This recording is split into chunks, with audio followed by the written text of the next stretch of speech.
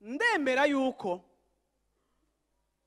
vraiment biroroshe kuvuga amen ku ijambo ry'Imana dimanche.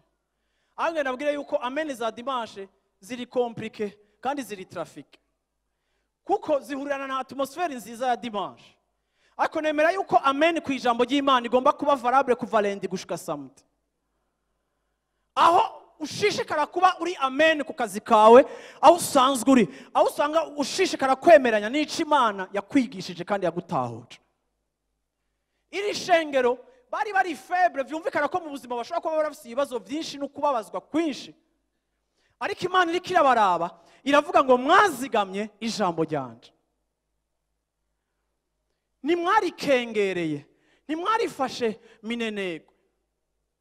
Turi mu myaka aho ijambo ry'Imana rigenda riba modifiye bijaye n'ivyo abantu bashaka kumva canke bibahanje. Hari ibintu wokumva abantu bagezemwo mu guhakana biri mu ijambo ry'Imana ugatangara ko hari umuntu atokwemera ivyo. Ariko naho dutangazwa n'abatemera ibikomeye, ariko we hari n'utundi duto dutugenda umodifiye akaba ngo Imana ntiyashatse kuvuga gutya n'ibiki.